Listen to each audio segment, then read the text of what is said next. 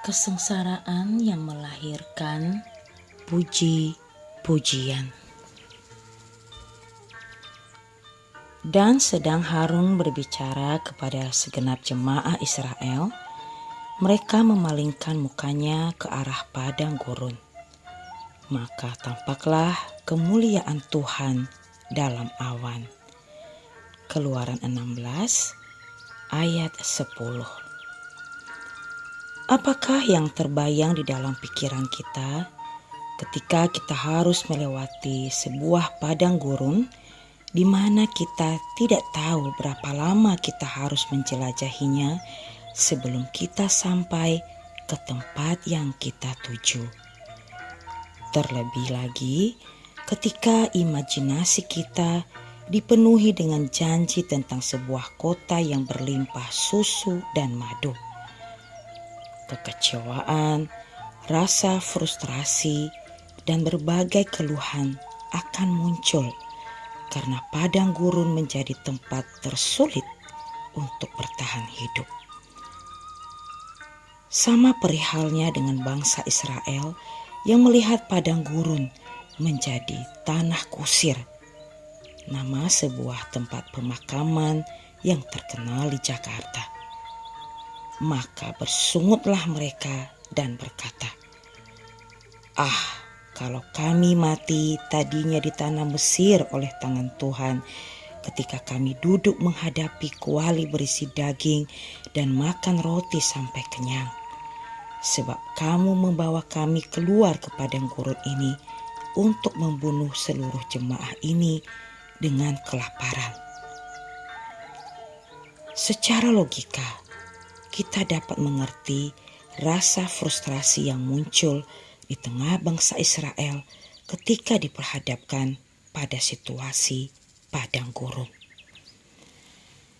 Namun, jika kita melihat ke belakang tentang sejarah kehebatan Tuhan yang membawa mereka keluar dari negeri Mesir dan bagaimana mereka baru saja menyeberangi Laut Merah, maka sungut-sungut mereka menjadi hal yang paling bodoh yang mewakili kebebalan mereka di hadapan Tuhan, karena mereka tidak mampu menarik sebuah garis penghubung antara kehebatan kuasa Tuhan dan permasalahan di hadapan mereka.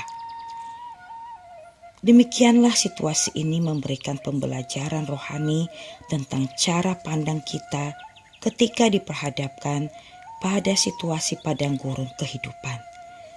Kita harus memiliki cara pandang yang benar yang melihat setiap pergumulan dan persoalan hidup sebagai sebuah fakta kehidupan, namun juga kebesaran dan kekuasaan Tuhan sebagai sebuah realita kehidupan. Tuhan tidak akan pernah membiarkan padang gurun kehidupan kita menjadi tanah kusir.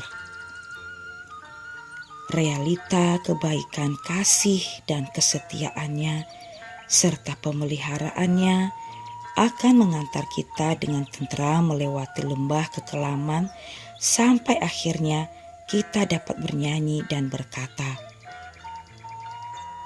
"This is my story. This is my song, praising my Savior all the day long." Inilah kisahku, inilah laguku, dan kupuji juru selamatku sepanjang waktu. Lirik dari sebuah lagu yang diciptakan oleh seorang yang bernama Fanny Crosby, yang mengalami kebutaan pada usia 6 minggu dan juga kehilangan putri satu-satunya. Fakta kehidupan yang memedihkan ini tidak membuatnya buta akan kebesaran, kasih dan kesetiaan Tuhan.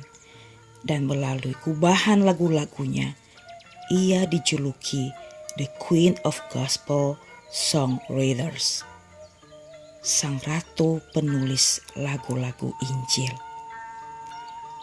Dengan demikian, betapa buruknya situasi kehidupan yang ada tidak dapat mengalahkan sebuah realita akan kehebatan kuasa Tuhan yang mampu mengubah setiap padang gurun kehidupan kita menjadi sebuah tempat yang dipenuhi dengan kemuliaan Tuhan. Karena Ia tidak pernah kehabisan akal untuk mengubah ratapan kita menjadi sebuah nyanyian.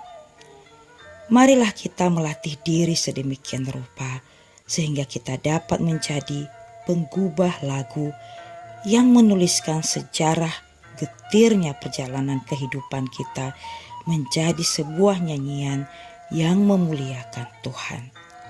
Amin.